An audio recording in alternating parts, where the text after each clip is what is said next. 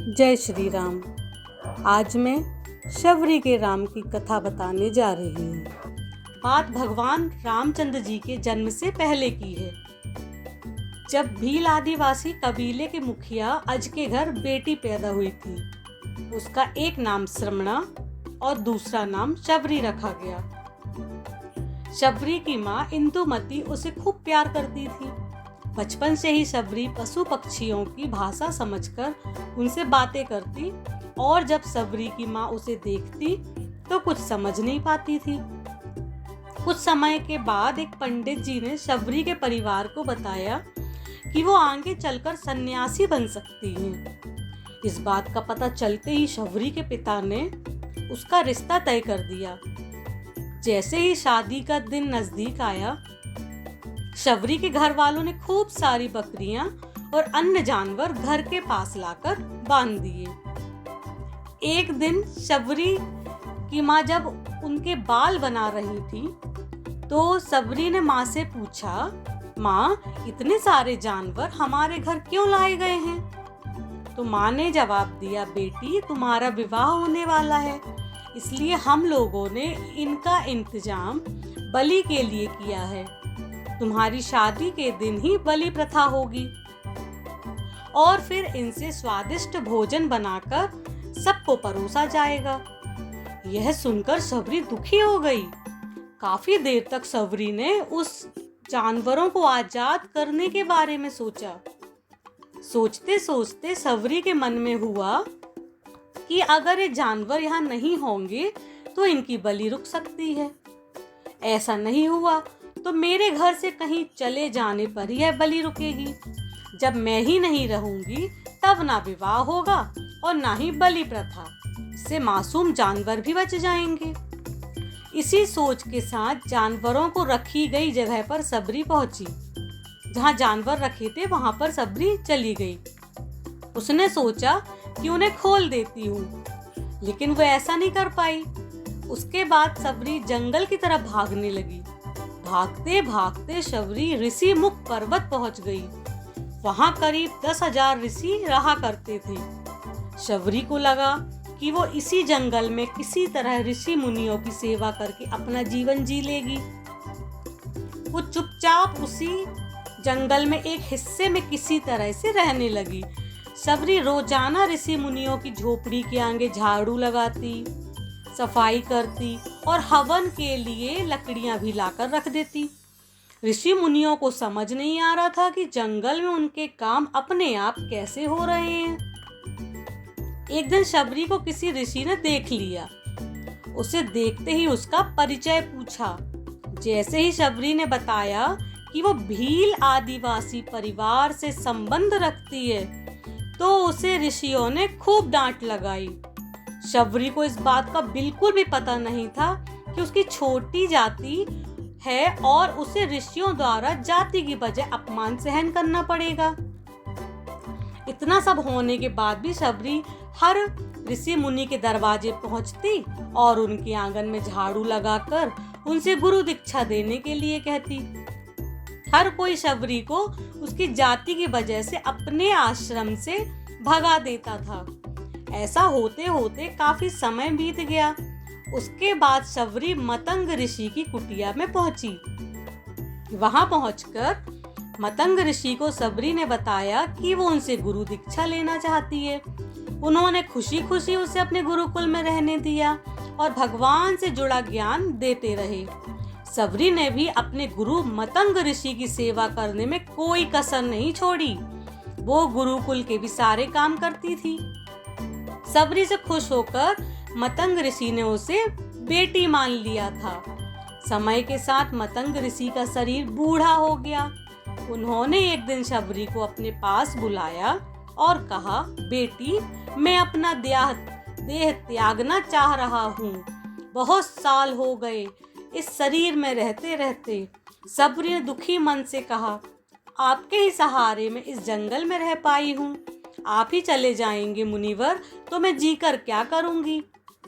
आप अपने संग मुझे भी ले जाइए, मैं भी देह त्याग दूंगी। फिर मतंग ऋषि ने जवाब दिया, बेटी, तुम्हें चिंता करने की जरूरत नहीं है। राम तुम्हारी चिंता करेंगे और ध्यान भी रखेंगे।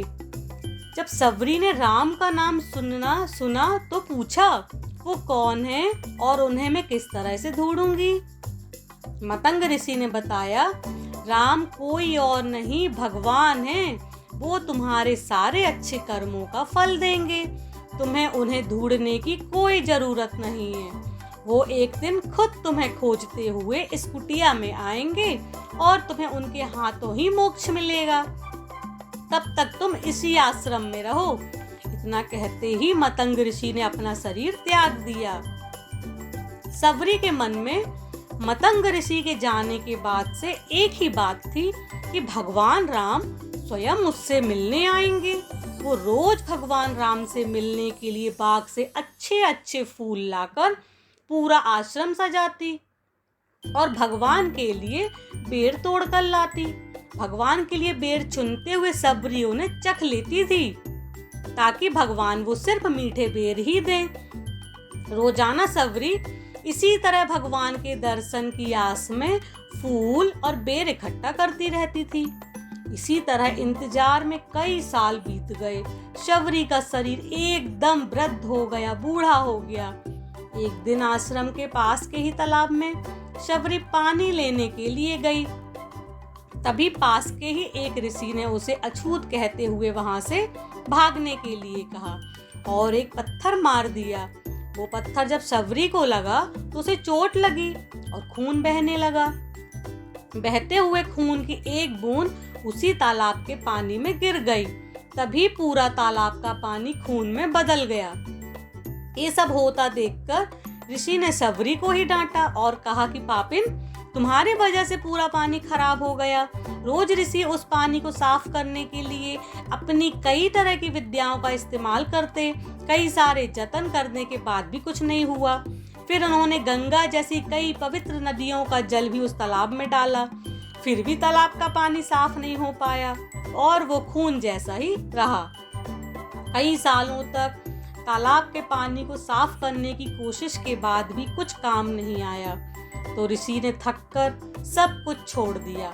इस घटना के कई सालों के बाद भगवान राम अपनी पत्नी सीता के हरण के बाद उन्हें ढूंढते हुए उसी तालाब के पास पहुंचे। ऋषि मुनियों ने उन्हें पहचान लिया। भगवान को वहां देखकर ऋषियों ने तालाब का पानी साफ करने के लिए भगवान को अपने पैर उसमें डालने के लिए कहा, लेकिन पानी जैसा का तैसा ही था। ऋषि मुनियों ने भगवान से भी कई अन्य जतन करवाए, लेकिन वो पानी जस का तस खून जैसा ही रहा। तब भगवान ने ऋषियों से पानी के रक्त में बदलने की कहानी पूछी। तब ऋषि ने सवरी को पत्थर मारने वाली सारी बात बता दी।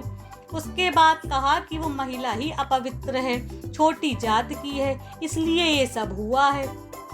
उसी वक्त भगवान राम ने कहा, ये सब आप लोगों के खराब वचनों से हुआ है। सवरी को इस तरह के शब्द बोलकर आप लोगों ने उसे नहीं बल्कि मेरे दिल को घायल किया है। इसी घायल दिल के रक्त का प्रतीक है तालाब का लाल पानी है। आगे भगवान राम बोले, कहाँ है वो माई, मैं उनसे मिलना चाहता हूँ। तब तक सवरी उसी तालाब के पास पहुँच जाती हैं। इस दौरान सवरी के पैर को ठोकर लगती है और कुछ धूल उस तालाब में गिर जाती है। तभी सारा पानी साफ हो जाता है। भगवान सबसे कहते हैं कि देखिए, आप लोगों ने क्या कुछ नहीं किया, लेकिन पानी साफ नहीं हो पाया। अभी सिर्फ इनके पैर की थोड़ी सी धूल नहीं तालाब का पानी साफ कर दिया। भगवान राम को सवरी पहचान चुकी थी। उन्हें प्रणाम करके सवरी ने कहा, भगवान आप मेरे साथ कुटिया में चलिए। भगवान भी खुशी खुशी सवरी जी के साथ चल पड़े। फूलों से सवरी ने भगवान राम जी का स्वागत किया। वो सीधे बेर तोड़ने के लिए भाग गई और चक चक कर उनके लिए बेर लेकर आई। उन्होंने बड़े ही प्यार से भगवान राम और उनके भाई लक्ष्मण को बेर दिए। भगवान राम ने भी उतने ही प्यार से उन बेर को खाना शुरू किया। तभी बेर देखकर मुंह बनाते हुए लक्ष्मण ने कहा, भैया ये बेर झूठे हैं, इन्हें आप कैसे खा सकते हैं। भगवान ने जवाब दिया, लक्ष्मण ये झूठे नहीं बल्कि बहुत मीठे हैं। सबरी माई हम सबके लिए ये बहुत प्यार से तोड़ कर लाई है। इतना कहकर भगवान राम प्यार से उन बेर को खाने लगे। भगवान ने जाते हुए सबरी माई से कहा, आप मुझसे जो चाहे वो मांग सकती हैं। सबरी ने उन्हें कहा, मतंग ऋषि के कहने पर मैं आज तक सिर्फ आपके दर्शन करने के लिए जी रही थी। अब आप मुझे मोक्ष प्रदान कीजिए, मैं अपना शरीर आपके सामने ही त्यागूंगी। उसी वक्त सबरी ने अपना शरीर त्याग दिया। भगवान राम ने अपने हाथों से उनका अंतिम संस्कार किया और सीता माँ की खोज में आगे बढ़ गए।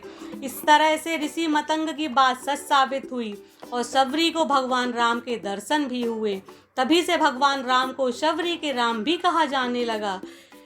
यदि सच्ची श्रद्धा हो तो भगवान जी के दर्शन जरूर होते हैं। बोलिए जय श्री राम। यदि आपको मेरे वीडियोस पसंद आ रहे हैं तो चैनल को सब्सक्राइब और वीडियोस को लाइक करना ना भूलें। जय श्री राम।